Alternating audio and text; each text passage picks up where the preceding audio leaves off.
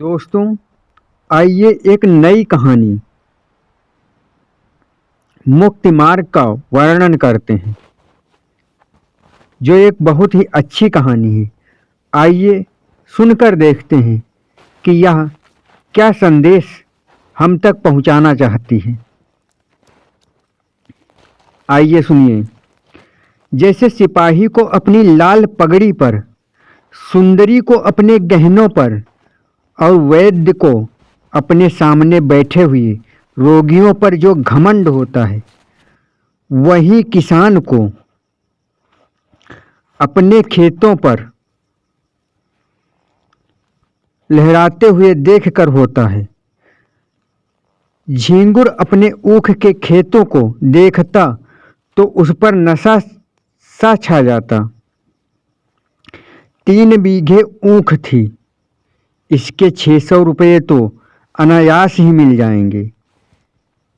ये पुराने ज़माने की बात है कि इसके 600 रुपये तो अनायास ही मिल जाएंगे। और जो कहीं भगवान ने डांडी तेज कर दी तो फिर क्या पूछना। झींगुर ने और झींगुर के दोनों बैल बूढ़े हो गए थे। अब की नई गोई बटेसर के मेले से ले आएगा। कहीं 2 बीघे खेत और मिल गए तो लिखा लेगा। रुपये की क्या चिंता।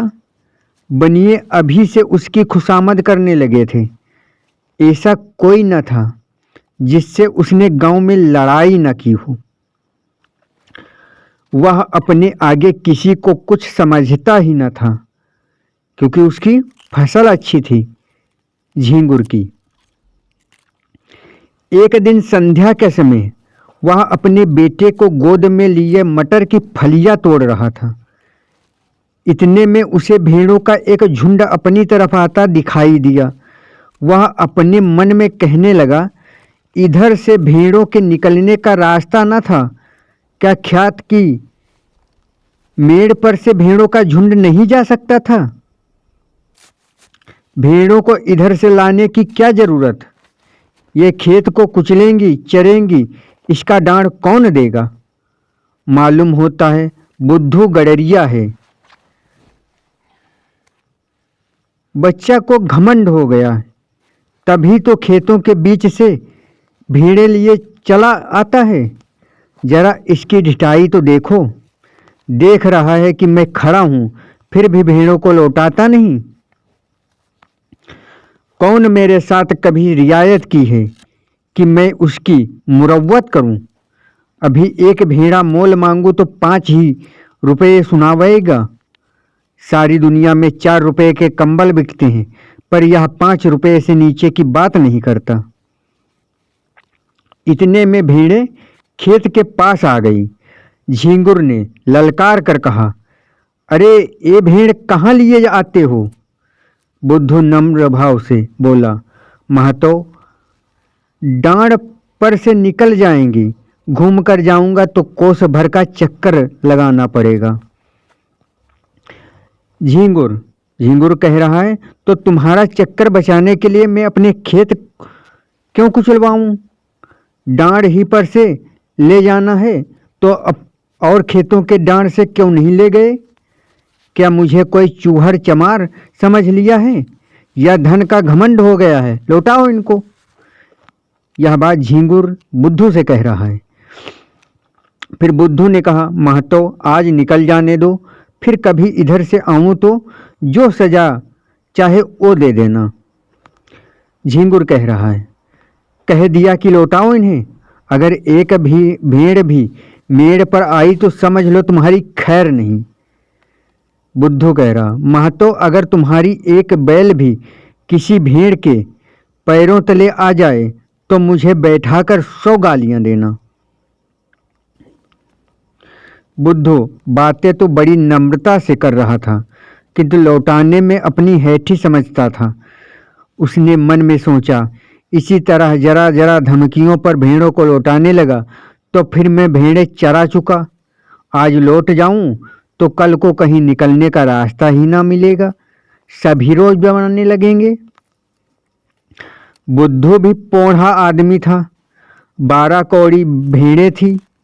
उन्हें खेतों में बिठाने के लिए फी रात 8 आने कौड़ी मजदूरी मिलती थी।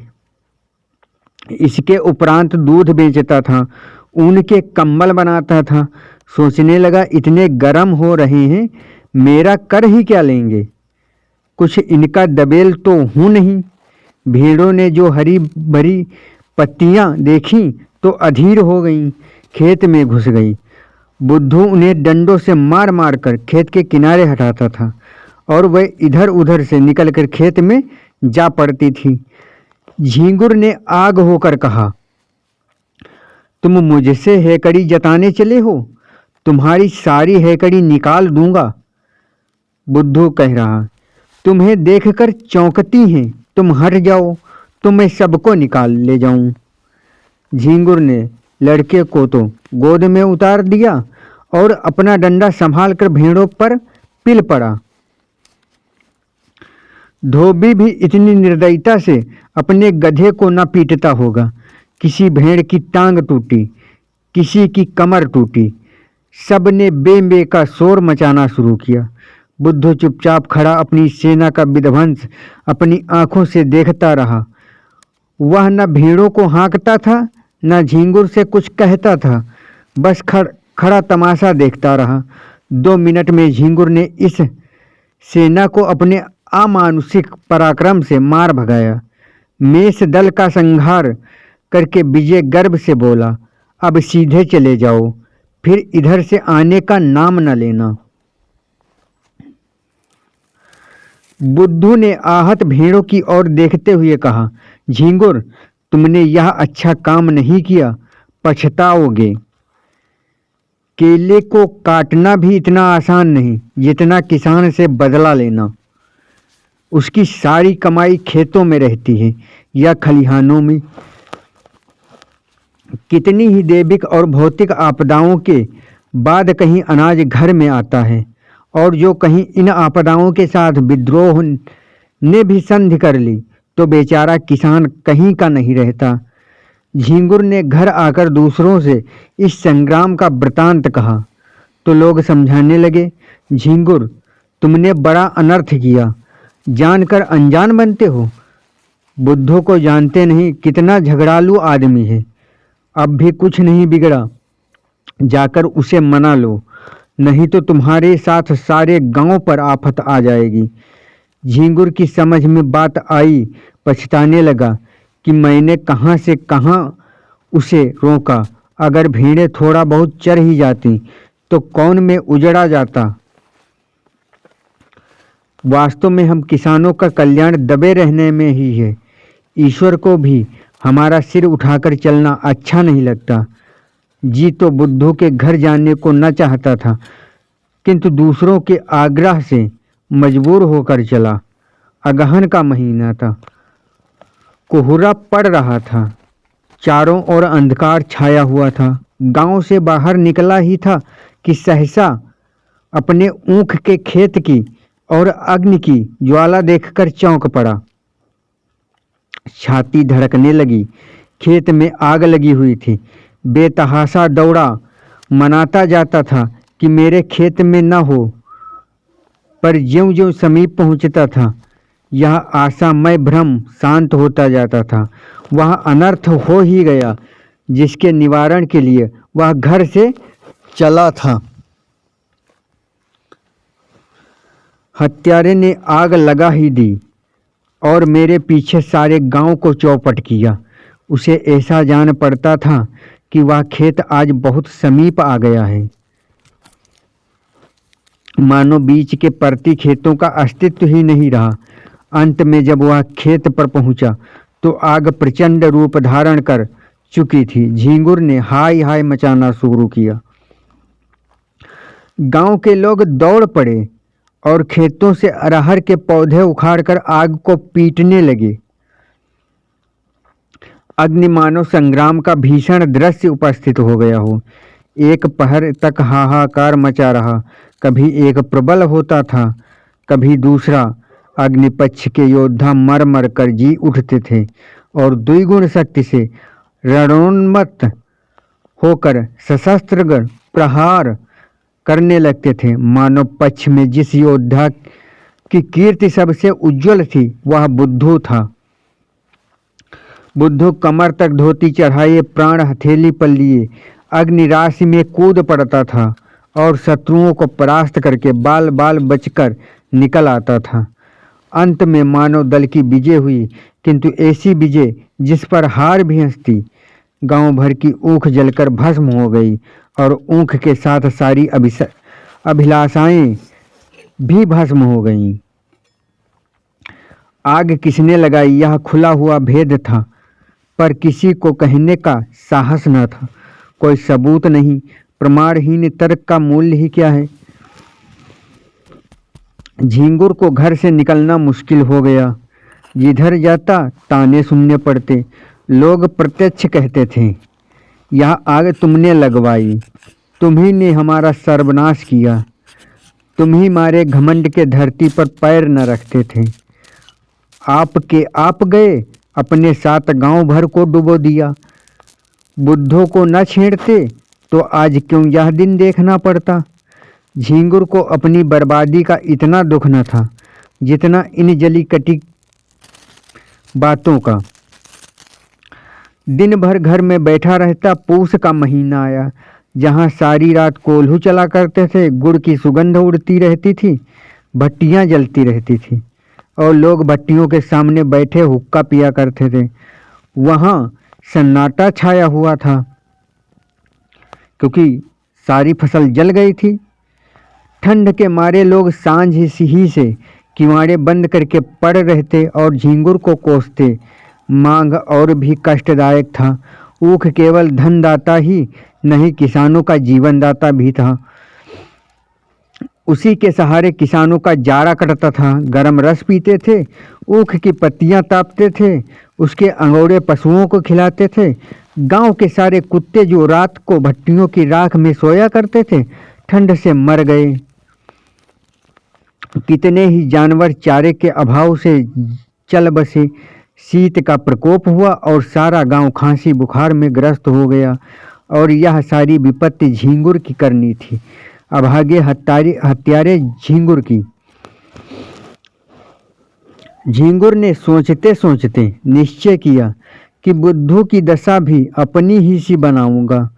उसके कारण मेरा सर्वनाश हो गया है और चैन की बंसी बजा रहा है, मैं भी उसका सर्वनाश करूंगा। यह झींगुर सोच रहा है किसके बारे में? बुद्धू के बारे में, जो भेड़ चराता है। जिस दिन इस घातक कलह का बीजारोपण हुआ, उसी दिन से बुद्धू ने इधर आना छोड़ दिया था। झींगुर ने उससे रब्त जब्त बढ़ाना शुरू किया। वह बुद्धू को दिखाना चाहता था कि तुम्हारे ऊपर मुझे बिल्कुल संदेह नहीं है। एक दिन कंबल लेने के बहाने गया, फिर दूध लेने के बहाने गया। बुद्धू उसका खूब आदर सत्कार करता। चिलम तो आदमी दुश्मन को भी पिला देता है, वह उसे बिना दूध और शरबत पिलाए ना आने देता। झींगुर आजकल एक सन लपेटने वाली कल में मजदूरी करने जाया करता था। बहुधा कई कई दिनों की मजदूरी इकट्ठी मिलती थी। बुद्धू ही की तत्परता से झींगुर का रोजाना खर्च चलता था। अतएव झींगुर ने खूब रफ्त जब्त बढ़ा लिया। एक दिन बुद्धू ने पूछा, क्यों झींगुर, अगर अपनी ऊख जलाने वाले को पा जाओ तो क्या करोगे, सच कहना। झींगुर ने गंभीर भाव से कहा, मैं उससे कहूँ, भैया तुमने जो कुछ किया बहुत अच्छा किया, मेरा घमंड तोड़ दिया, मुझे आदमी बना दिया।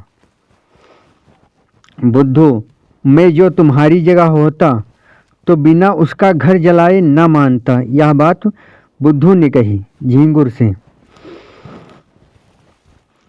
झींगुर कह रहा है, 4 दिन की जिंदगानी में बैर विरोध बढ़ाने से क्या फायदा है। मैं तो बर्बाद हुआ ही, अब उसे बर्बाद करके क्या पाऊंगा। बुद्धू कह रहा है, बस यही आदमी का धर्म है। पर भाई क्रोध के बस होकर बुद्धि उल्टी हो जाती है। फागुन का महीना था। किसान ऊख बोने के लिए खेतों को तैयार कर रहे थे। बुद्धू का बाजार गर्म था। भेड़ों की लूट मची हुई थी। दो चार आदमी नित्य द्वार पर खड़े खुशामदे किया करते थे। बुद्धू किसी से सीधे मुंह बात न करता। भेड़ रखने की फीस दूनी कर दी थी।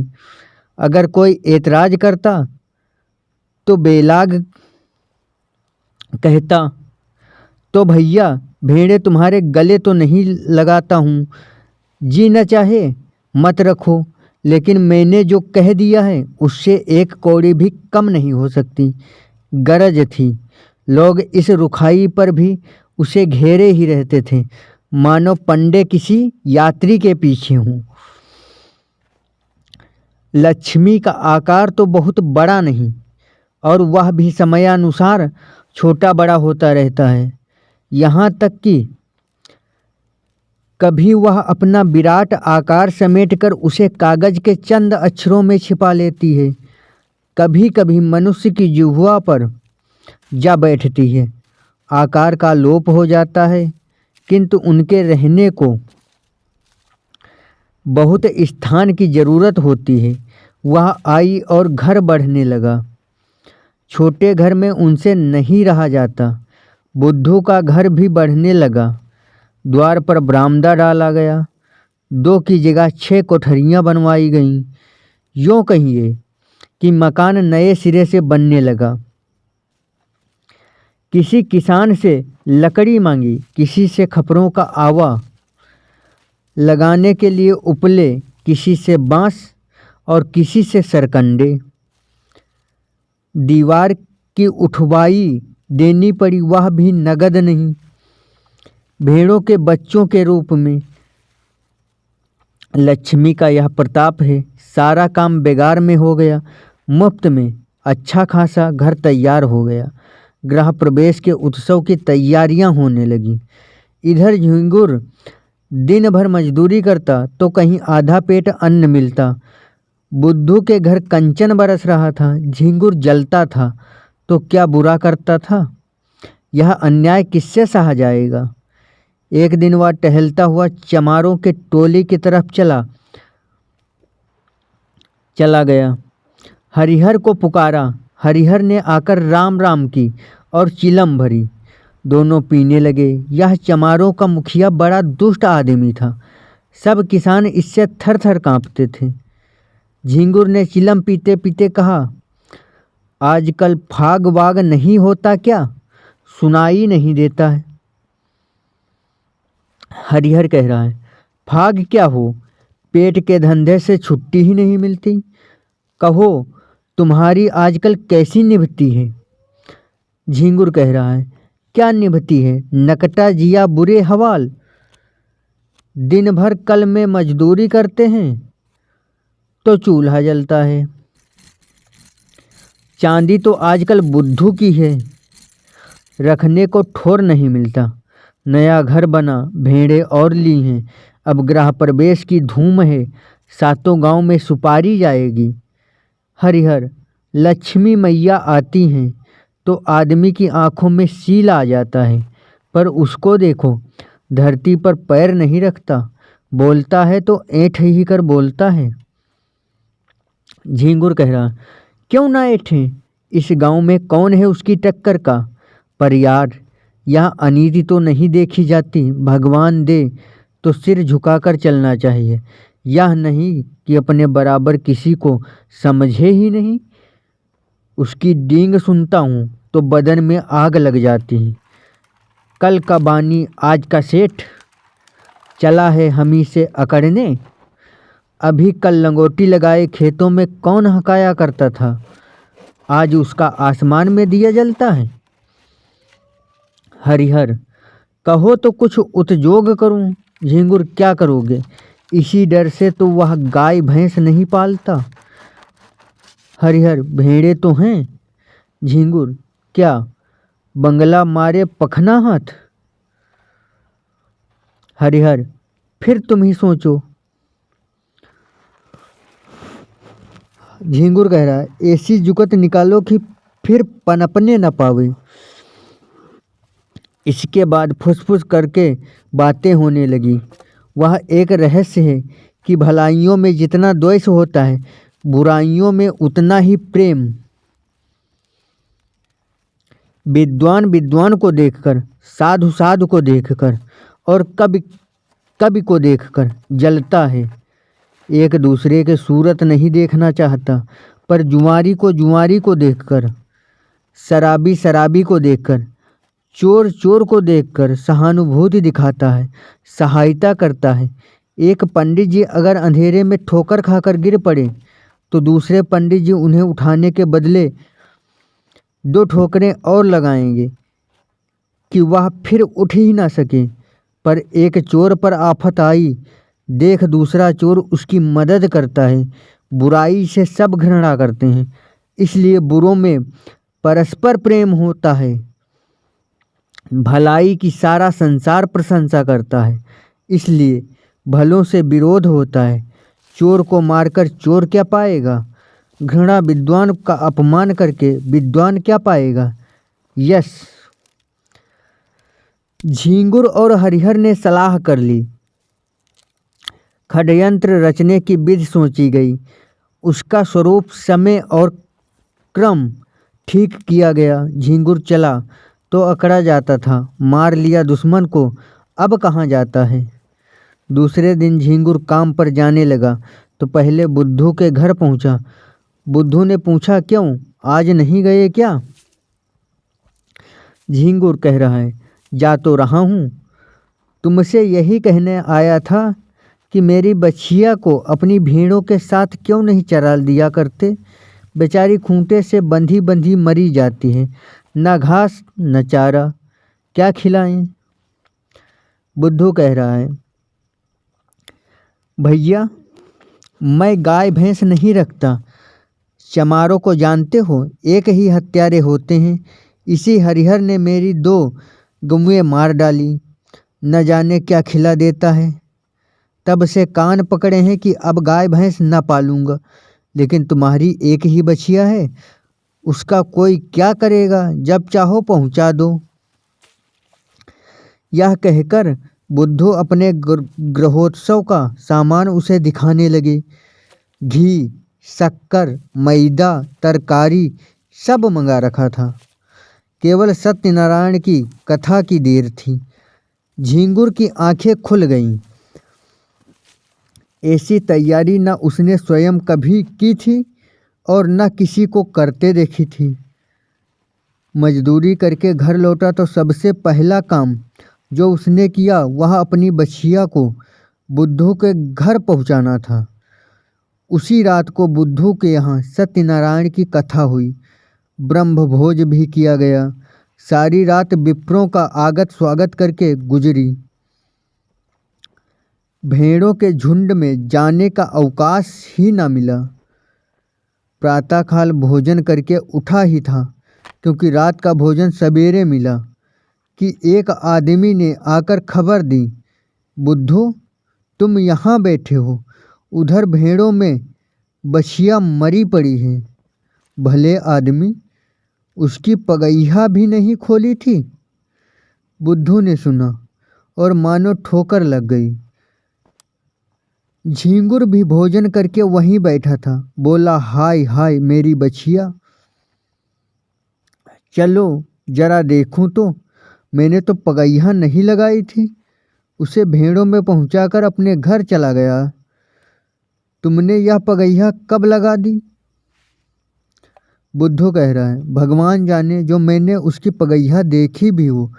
मैं तो तब से भेड़ों में गया ही नहीं। झींगुर कह रहा है, जाते ना तो पगैया कौन लगा देता, गए होगे, याद ना आती होगी। एक ब्राह्मण कह रहा है, मरी तो भेड़ों में ही है ना। दुनिया तो यही कहेगी कि बुद्धू की असावधानी से उसकी मृत्यु हुई, पगैया किसी को हो।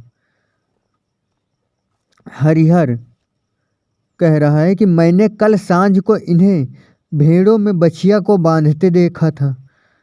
बुद्धू कह रहा है मुझे? फिर हरिहर कह रहा है तुम नहीं लाठी कंधे पर रखे बछिया को बांध रहे थे? बुद्धू कह रहा है बड़ा सच्चा है तूने मुझे बछिया को बांधते देखा था? हरिहर कह रहा है तो मुझ पर काहे बिगड़ते हो भाई, तुमने नहीं बांधी नहीं सही। ब्राह्मण कह रहा है इसका निश्चय करना होगा, गौ हत्या का प्रायश्चित करना पड़ेगा, कुछ हंसी ठट्ठा है। झिंगुर कह रहा है महाराज कुछ जानबूझकर तो बांधी नहीं। ब्राह्मण इससे क्या होता है, हत्या इसी तरह लगती है, कोई गौ को मारने नहीं जाता। झिंगुर कह रहा है हाँ, गौओं को खोलना बांधना है तो जोखिम का काम। ब्राह्मण कह रहे हैं शास्त्रों में इसे महापाप कहा है। गौ की हत्या ब्राह्मण की हत्या से कम नहीं। झिंगुर कह रहा है हाँ, फिर गौ तो ठहरी ही, इसी से न इनका मान होता है, जो माता सो गौ। लेकिन महाराज चूक हो गई, कुछ ऐसा कीजिए कि थोड़े में बेचारा निपट जाए। बुद्धू खड़ा सुन रहा था कि अनायास मेरे सिर पर हत्या मढ़ी जा रही है। झिंगुर की कूटनीति भी समझ रहा था। मैं लाख कहूँ मैंने बछिया नहीं बांधी, मानेगा कौन? लोग यही कहेंगे कि प्रायश्चित से बचने के लिए ऐसा कह रहा है। ब्राह्मण देवता का भी उसका प्रायश्चित कराने में कल्याण होता था। भला ऐसे अवसर पर कब चूकने वाले थे। फल यह हुआ कि बुद्धू को हत्या लग गई। ब्राह्मण भी उससे जले हुए थे, कसर निकालने की घात मिली। 3 मास का भिक्षादंड दिया, फिर 7 तीर्थ स्थानों की यात्रा, उस पर 500 विप्रों का भोजन और 5 गौओं का दान। बुद्धू ने सुना तो बछिया बैठ गई। बुद्धू ने सुना तो बधिया बैठ गई, रोने लगा तो दंड घटाकर 2 मास कर दिया। इसके सिवा कोई रियायत नहीं हो सकी, न कहीं अपील न कहीं फरियाद। बेचारे को यह दंड स्वीकार करना पड़ा। बुद्धू ने भेड़ें ईश्वर को सौंपी। लड़के छोटे थे, स्त्री अकेले क्या क्या करती। गरीब जाकर द्वारों पर खड़ा होता और मुंह छिपाए हुए कहता गाय की बाछी दिया बनवास, भिक्षा दो मिल जाती, किंतु भिक्षा के साथ 2-4 कठोर अपमानजनक शब्द भी सुनने पड़ते। दिन को जो कुछ पाता वही शाम को किसी पेड़ के नीचे बनाकर खा लेता, वही पड़ा रहता। कष्ट की तो उसे परवाह न थी, भेड़ों के साथ दिन भर चलता ही था, पेड़ के नीचे सोता ही था। भोजन भी इससे कुछ ही अच्छा मिलता था, पर लज्जा भी भिक्षा मांगने की, विशेष करके जब कोई कर्कशा या व्यंग कर देती थी कि रोटी कमाने का अच्छा ढंग निकाला है, तो उसे हार्दिक वेदना होती, पर करे क्या। 2 महीने के बाद वह घर लौटा। बाल बड़े हो गए, दुर्बल इतना मानो 60 वर्ष का बूढ़ा हो। तीर्थ यात्रा के लिए रुपयों का प्रबंध करना था। गडरियों को कौन महाजन कर्ज दे। भेड़ों का भरोसा क्या, कभी कभी रोग फैलता है तो रात भर में दल का दल साफ हो जाता है। उस पर जेठ का महीना, जब भेड़ों से कोई आमदनी होने की आशा नहीं, एक तेली राजी भी हुआ तो 2 रुपये ब्याज पर। 8 महीने में ब्याज मूल के बराबर हो जाएगा। यहाँ कर्ज लेने की हिम्मत ना पड़ी। इधर 2 महीनों में कितनी ही भेड़ें चोरी चली गई थी। लड़के चराने ले जाते थे, दूसरे गांव वाले चुपके से 1-2 भेड़ें किसी खेत या घर में छिपा देते और पीछे मार कर खा जाते। लड़के बेचारे एक तो पकड़ न सकते और जो देख भी लेते तो लड़े क्यों कर। सारा गांव एक हो जाता। 1 महीने में तो भेड़ें आधी भी न रहेंगी। बड़ी विकट समस्या थी। विवश होकर बुद्धू ने एक बूचड़ को बुलाया और सब भेड़ें उसके हाथ बेच डाली। 500 रुपये हाथ लगे।